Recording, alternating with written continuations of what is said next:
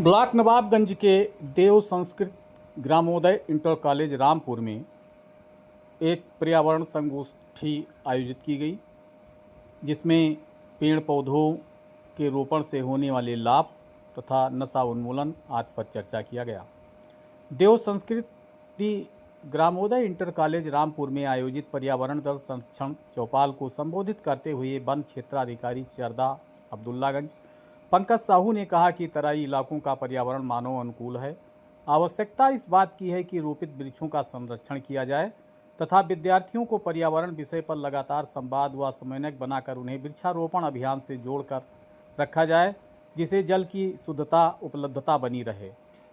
आयोजक महामना मालवीय मिशन अध्यक्ष अवध संजीव श्रीवास्तव एडवोकेट ने कहा कि विभिन्न सामाजिक, धार्मिक एवं स्वयंसेवी पर्यावरण के प्रति समर्पित संस्थाओं से समन्वय बनाकर तराई क्षेत्र में लगातार पंचवटी प्रजाति के वृक्षों के रोपण व उनके संरक्षण का प्रभावी कार्यक्रम चलाया जा रहा है तथा विभिन्न शिक्षण संस्थानों से संवाद का समन्वय बनाकर रोपित वृक्षों के संरक्षण का प्रभावी अभियान भी चलाया जा रहा है।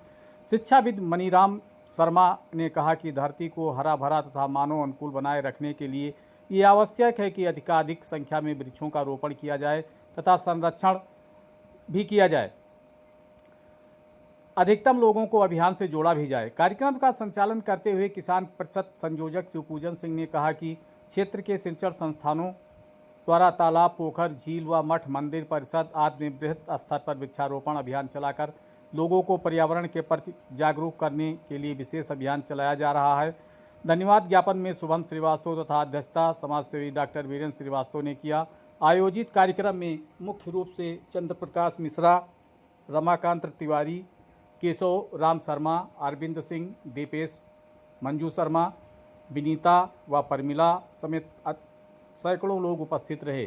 समापन के अवसर पर पत्रकार रुद्र प्रताप मिश्रा, राघवेंद्र शर्मा, रामगोपाल मिश्रा, प्रवक्ता वरुण श्रीवास्तव, नीरज बर्नवाल, आयुष वर्मा को विद्यालय परिवार की ओर से अंग वस्त्र देकर सम्मानित भी किया गया। वन विभाग की ओर से आयोजित पर्यावरण विषयक चित्रकला प्रतियोगिता में प्रतिभाग करने वाले विद्यार्थियों को विभाग द्वारा उत्कृष्टता प्रमाण पत्र भी वितरित किया गया। कार्यक्रम का शुभारंभ माँ सरस्वती तथा गायत्री परिवार प्रवर्तक पंडित श्री राम शर्मा आचार्य के चित्र पर माल्यार्पण एवं पुष्पांजलि अर्पित करके किया गया।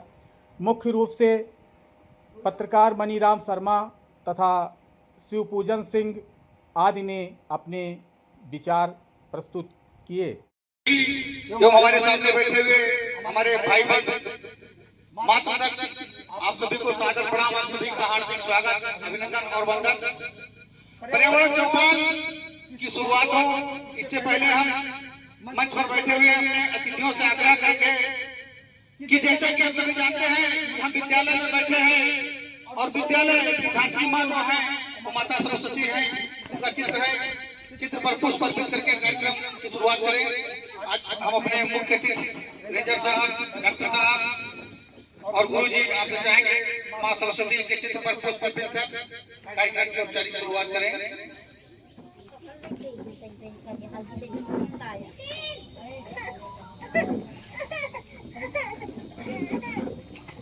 बच्चों खड़े हो जाओ, खड़े हो जाओ बच्चों, खड़े हो जाओ।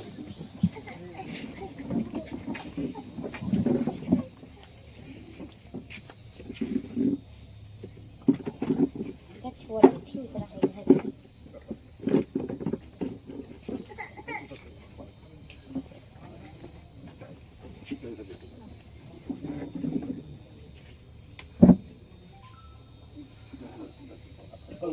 खड़े हो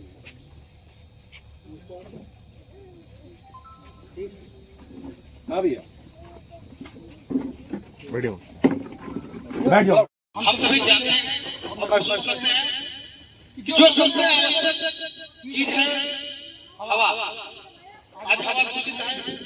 आज हमें चौपाल की आवश्यकता पड़ रही है, आज हमें अभियान की आवश्यकता पड़ रही है वृक्षों को लगाने के लिए, जबकि वे हमारे लिए, हमारे जीवन के लिए बहुत ही आवश्यक घड़ी है। लेकिन आज अभियान की आवश्यकता क्यों पड़ी? हम लोग लगातार गोष्ठियों के माध्यम से इस बात की चर्चा करते हैं और आज आपको आज यहाँ बुलाया गया है, इसका उद्देश्य यही है, रेंजर साहब एक संदेश लेकर आए हैं कि एक धरती का मान और पर्यावरण को स्वच्छ बनाए। आओ हम सब पेड़ लगाएं। लगातार एक युवा सोच को लेकर इंतजार कर रहे हैं। जहाँ तक मेरा जानना है, जहाँ तक मैं जानता हूँ, जब से आप आए हैं पौधरोपण की जो गति है वो लगातार बढ़ी है। ये हम लोग के यहाँ का विषय है। और अच्छी बात यह है कि अपने पेड़ों की कटाई पर विरोध लगा है। तो ऐसे ही अधिकारियों की जरूरत हमें आज जो पृथ्वी गर्म हो रही है, पर्यावरण दूषित हो रहा है, इसका एक बड़ा कारण ये है अंधाधुंध वृक्षों की कटाई। अगर एक वृक्ष नहीं करता है और 10 वृक्षों का रोपण हो तो हमारा जो पर्यावरण है वो कभी दूषित नहीं हो सकता है। लेकिन क्योंकि आज स्थिति यह है कि 10 वृक्ष करते हैं तब कहीं जाकर एक वृक्ष लगता है, वह भी बड़ी मुश्किल से। आप सभी जिम्मेदार नागरिक हैं भारत देश के, आप सभी से अनुरोध है कि आप लोग अधिक से अधिक मात्रा में वृक्ष लगाएं। और वृक्ष लगाना ही बड़ी बात नहीं है, संरक्षण करना सबसे बड़ी बात है। वृक्ष लगाने के बाद, फोटो खिंचवाने के बाद लोग भूल जाते हैं।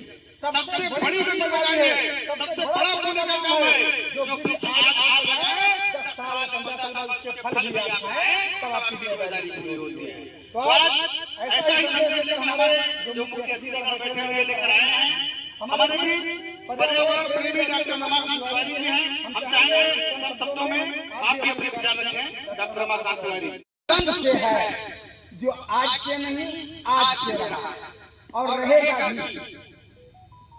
जंगल में लगे हुए पेड़ हों, चाहे हमारे घर के आसपास लगे हुए पेड़ हों, वो हमारे पर्यावरण को शुद्ध करते हैं। और पेड़ हमको क्या देते हैं इसके बारे में तो कहा ही नहीं जा सकता। ये बात अभी जैसा कि हमारे पूर्व वक्ता ने कहा कि एक पेड़ को पुत्र समान, पुत्र आपको केवल अगर बहुत सुपुत्र हो गया तो आपको केवल जल देगा या आपको खाना बना के दे देगा, बस इससे आगे कुछ नहीं। और सारी संपत्ति का अधिकारी वो बनेगा। जबकि पेड़ आपको केवल छाया ही नहीं देते, केवल इमारत के लिए लकड़ियां ही नहीं देते, फल ही नहीं देते, बल्कि एक ऐसी चीज देते हैं जिसको हम ऑक्सीजन कहते हैं। बिना उसके हम जीवित नहीं रह सकते। जरा कल्पना कीजिए आज बीमारियां क्यों बढ़ती। आज से 10, 20, 50 साल पहले तो लोग स्वस्थ रहते थे, बीमारी क्या है वो जानते नहीं थे। अभी भी बहुत बूढ़े ऐसे पड़े हुए जो कहते हैं भैया आज तक मैंने इंजेक्शन नहीं लगवाया, आखिर ऐसा क्यों। या कल्पना कीजिए कि मान लीजिए पेड़ की संख्या 1 अरब रही हो, मानव संख्या 1000 रही हो, तो पेड़ जो हम ऑक्सीजन लेते हैं, कार्बन डाइऑक्साइड छोड़ते हैं, उस कार्बन डाइऑक्साइड को पौधे और पेड़ ऑक्सीजन में बदलते हैं और उसको हम पूरा ग्रहण करते हैं। फिर इस तरह से बढ़ती हुई आबादी को देखते हुए पेड़ों का विघटन निरंतर होता जा रहा है। और ऐसे अगर पेड़ न रहे तो हम तो समझते हैं कि जैसे जानवरों की कुछ प्रजातियां लुप्त हो गई हैं, हो सकता है कि हम मानव प्रजातियां लुप्त हो जाए। इसलिए वृक्षों पर विशेष रूप से हमें ध्यान देना है, उसका संरक्षण करना है। और उस चीज की पूर्ति केवल सरकार या शासन प्रशासन नहीं कर सकता, उसके लिए जिम्मेदार हम होंगे। और हमारी ये जिम्मेदारी, हमारा नैतिक दायित्व है कि हम इस कार्य को करें और आवश्यकता पड़ने पर प्रशासन से, शासन से सहयोग लें। इन्हीं शब्दों इस अवसर पर श्रीवास्तव जी ने जो आयोजन किया उसके लिए धन्यवाद की बात है। श्रीवास्तव जी जगह जगह नशे के खिलाफ जो दस्युओं के साथ नेपाल में लेकिन नशा हमारी सरकार है, हमारी जो सुरक्षा बल है पूछ लेते हैं, अपनी दबा लेते हैं। हमने पकड़ लिया वो मादकता लाए कहां से, यहाँ तक ये सुरक्षा बल नहीं पहुंचते। इसलिए ये जड़ पर जहाँ से दिखती है वहाँ नहीं पहुंचे। कल पकड़ा गया लड़का है बाराबंकी और पकड़ा गया। अब उससे ये तुम कहाँ से लाए। फिर भी हम लोग श्रीवास्तव जी के नेतृत्व में नशे के खिलाफ अलग से आए हुए हैं, लिखते रहे हैं और सुरक्षा बलों को कहते भी रहे हैं कि आप इसकी जल्द बहुत बहुत धन्यवाद, बहुत बहुत धन्यवाद। क्वेश्चन उठाया, लेकिन आप थोड़ा समय लेंगे, सरकार विद्यालयों को बंद कर रही है, इसलिए नहीं बंद कर रही कि बच्चे न पढ़ें। सरकार शिक्षा का काम लगातार बढ़ाना चाहती है, लेकिन ये कतई नहीं चाहती है कि वास्तव में शिक्षित हो, क्योंकि शिक्षा सवाल को जन्म देती है। जब व्यक्ति शिक्षित होगा तो सवाल करेगा, जैसा कि गुरुजी ने किया, 12 बंदी का तस्कर पकड़ा गया, नाम क्यों नहीं उजागर किया गया? कितने लोग बैठे हैं सवाल किया, गुरुजी ने किया, शिक्षित थे, ये पत्रकार है, तो सफेद पोशी किरण में पूरा धंधा चलता है। और गुरुजी जिस बात से आप जुड़े हुए हैं, जो आपका पेशा है, पत्रकार को पत्रकार ही कैसे में जुड़े हुए हैं, मैं जोड़ कर रहा हूँ। नहीं ऐसा है, ऐसा करना जरूरत है, क्या कहते हैं इसके बाद बैठ जाते हैं तलाशी के लिए, ये फला है, ये फला है, क्या जरूरत है, ये कर दूंगी, ये तो वापस जरूरत होती है। अहम भूमिका है, आप लोग भी थोड़ा समझाइए लोगों को, ये चिंता छोड़ें, समाज के साथ आए, समाज के साथ भी और समाज के बाद भी। बहुत बहुत धन्यवाद गुरुजी। सीधे आमंत्रित करेंगे रेंजर साहब को। रेंजर साहब विचार रखें, युवा विचार है, युवा सोच है, नई गति है, रेंजर साहब। धन्यवाद गुरुजी। ये जो स्कूल है आचार्य देव संस्कृति इंटर कॉलेज, ये करीब मैं 5-6 बार आ चुका हूँ, तो यहाँ जैसा ही लगता है, क्योंकि बार बार यहाँ पे आने का मुझे सौभाग्य मिलता है। सबसे पहले मैं मंच पे बैठे सभी समाज सेवी पत्रकारों, माताओं बहनों सभी को धन्यवाद देना चाहता हूँ कि मुझे यहाँ पे आने का सौभाग्य मिला है। क्योंकि आज गुरु पूर्णिमा है। गुरु पूर्णिमा का मतलब यही होता है कि गुरु अपने आप में पूर्ण होता है, और यहाँ पर शिक्षा का स्तर, जैसे बार बार मैं यहाँ आता हूँ, देखता हूँ कि यहाँ बच्चे तन मन से लगे रहते हैं, पढ़ाई करते हैं, जो निश्चित रूप में ऐसी जगह पे जो बहराइच से माना जाता है कि थोड़ा पिछड़ा हुआ एरिया है, लेकिन यहाँ पर शिक्षा की अलग लगाई जाती है। इसके लिए बहुत ही आप लोगों को धन्यवाद देना चाहता हूँ। रही बात पर्यावरण की, तो पिछले 9-10 दिनों से हम लोग लगातार छोटे छोटे प्रतियोगिताओं कार्यक्रम के माध्यम से लोगों को जागरूक कर रहे हैं कि आप लोग अधिक से अधिक संख्या में पौधे लगाएं। पौधे लगाना तो अपने आप में ठीक है, लेकिन सबसे मैं आपको यही कहूँगा कि आप कम से कम 1 साल तक पौधों का संरक्षण जरूर करें। 1 साल तक अगर आपने पौधों का संरक्षण कर दिया, उसके बाद पौधों की जरूरत नहीं, धीरे धीरे करके अपने आप बड़ी हो जाती है। अच्छा, शुरुआत से पौधे जब छोटे होते हैं, लेके जब उनके मैच्योर हो जाते हैं, तब तक किसी न किसी फॉर्म में आपको वो लाभ पहुंचाते हैं। पहले जब पौधे जब मैच्योर होने से पहले ऑक्सीजन मिलती है, तरह तरह की उनमें मेडिसिन भी मिलती है। बाद में जब मैच्योर हो जाते हैं तो इमारती लकड़ी के रूप में भी यूज होते हैं।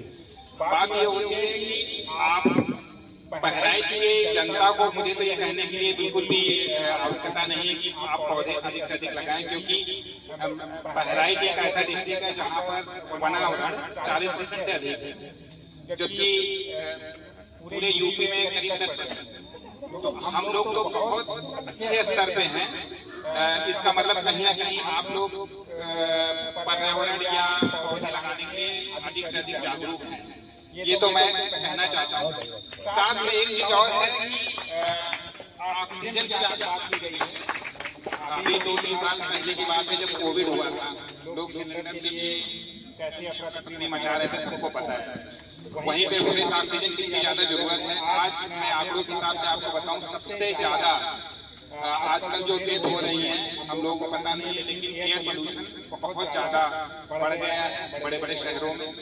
जो आदमी 70-80 साल जीना चाहे, वो 8 साल में उसकी मृत्यु हो रही है। कहीं ना कहीं उसको वायु प्रदूषण का बहुत ज्यादा योग। इसके अलावा एक चीज और कहना चाहूंगा कि पौधे लगाने के बारे में आप निःशुल्क जितना चाहिए, इंडिविजुअली भी आपको अपने खेत में लगाना है, कुछ भी लगाना है, जहाँ पे भी आपको लगाना है, आप अधिक से अधिक संख्या में आइए और हमारी किसी भी नर्सरी से आप पौधा उठा सकते हैं। कोई भी वैरायटी आपको चाहिए आप लगाएं। मुझे पता है कि आप 100 पौधे लगाते हैं तो शायद 20-30 मर जाए उसमें, लेकिन ठीक है, कम से कम 70 तो लग रहे हैं ना। जी हाँ। आप लगाइए, जितना भी ज्यादा अधिक से अधिक आप लगाएंगे उतना ही हमारा वातावरण हरा भरा रहेगा और बहराइच और सुंदर लगेगा। जैसे मैं बहुत सारे डिस्ट्रिक्ट में घुमा हूँ यूपी में, तो पेड़ों मतलब सड़क के अगल बगल में पौधे नहीं दिखते हैं, यहाँ पे तो पूरा एकदम पूरा छाया हुआ है। बहुत अच्छा लगता है कि लोग बहुत ज्यादा जागरूक हैं पौधों के लिए। माननीय योगी आदित्यनाथ जी की योजना है एक आंदोलन हमारे सहयोगी हमारे साथी चंद्र प्रकाश मिश्र जी ग्राम प्रधान संगठन के हमारे संयोजक हैं और विद्यार्थी जो कल का भविष्य है हमारे शिक्षक, हमारे अभिभावक, हमारे बड़े भाई विशेष करके हमारे अध्यापक आए हैं डॉक्टर कृष्ण जी और जिनको हमने आज विशेष करके बुलाया है, हमारे आमंत्रण पर आप आए हैं, हमारे पत्रकार पितामह और सामाजिक दायित्वों से सरोकार रहने वाले पंडित श्रीराम शर्मा जी, हमारे तो भैया पत्रकार जी बैठे हैं, हमारे शर्मा जी पत्रकार के रूप में जागरूक नागरिक के रूप में आप आए हैं। हम आपके विशेष आभार ज्ञापित करते हैं। हमारे भैया अमर उजाला के संवाददाता हैं, आपका कहीं आज लड़का कर बैठे आप आए हैं, विशेष आभार ज्ञापित करते हैं। हमारे भैया एक अलग लगा रहे हैं कि जब तक सीमा पर नशा बंद नहीं हो जाएगा, नशे का अवैध कारोबार बंद नहीं हो जाएगा, तब तक ये संघर्ष जारी रहेगा। ऐसे हमारे भैया सबका स्वागत है, सबका वंदन है, सबका अभिनंदन है। हम बहुत छोटी बात करना चाहते हैं कम शब्दों में, बढ़ रही है पीर परवस्ती, हिमालय परवस्ती अब पिघलनी चाहिए। बढ़ रही है पीर परवस्ती पिघलनी चाहिए, अब हिमालय से नई गंगा निकलनी चाहिए। मेरे सीने में ना सही, तेरे सीने में भी सही है यही आग पर्यावरण के प्रति, नशा उन्मूलन के प्रति, तो आग जलनी चाहिए और आग दिखनी चाहिए। आग को जलाने के लिए हम सब लोग यहाँ आए हैं, संख्या में हम भले ही कम हो, लेकिन हमारे अंदर जज्बा है, जुनून है, पर्यावरण से तराई क्षेत्र आच्छादित हो। हम बताना चाहते हैं बड़े सम्मान के साथ बाबागंज, नानपारा और उड़िया के पश्चिमी इलाके में 50 गांव ऐसे हैं, 50 गांव जहां अप्रैल से अब तक नलों में साफ पानी मिल रहा है। नल खराब हो चुके हैं, क्या सही कह रहे हैं? तो हमारा गांधी जी हाथ नहीं सही बोल रहे हैं। ये हमारा इलाका नदियों का इलाका है, गलुआ, कौड़ियाला, राप्ती, सरयू, घाघरा, बड़ा है कहीं न कहीं हम दोषी हैं। हमने पेड़ लगाना शुरू किया था 20 साल में, हमने बचपन में देखा, हमसे कहा जाता था 21 का पेड़ लगाइए।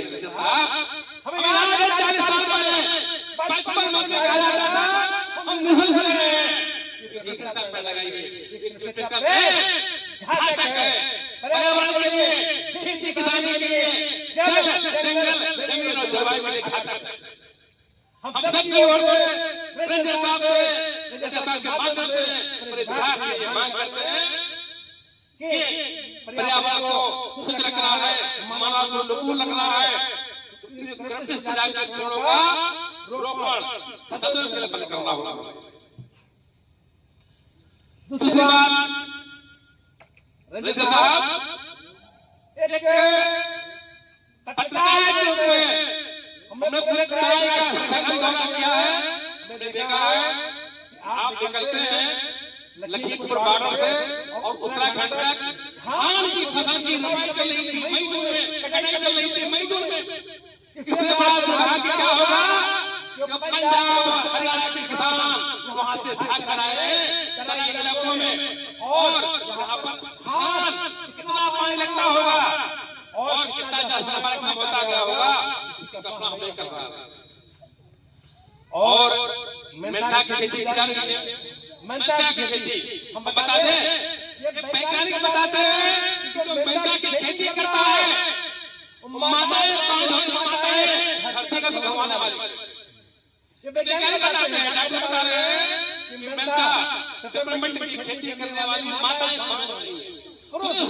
न पूछता हो रहे हैं कि हम नहीं बता रहे हैं, विज्ञान बता रहा है, खोज बता रहा है कि मेंथा की खेती कितने बड़े पैमाने पर होती है। ताजुब की बात है, मेंथा की खेती पर प्रतिबंध लगाया जाना चाहिए। आज छोटी सी सोच के साथ बड़ी तूफान लाने के बारे में आपने यहाँ पर प्रतिबंध किया है। ये पर्यावरण के बारे में बहुत बड़ा विषय है। और फोटो आ जाएगा। और भैया बच्चे बुला लो, जो भी बच्चे हैं।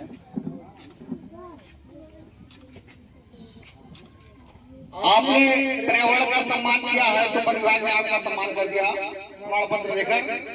ऐसे ही सम्मान करते रहिए, वृक्षों को लगाइए और उनका संरक्षण करिए, लगातार आपको सम्मान मिलेगा। हम लोग अपने हाथ सामने करेंगे, ठीक सामने करेंगे अपने हाथ का पत्र ले रहा है पर्यावरण का। आज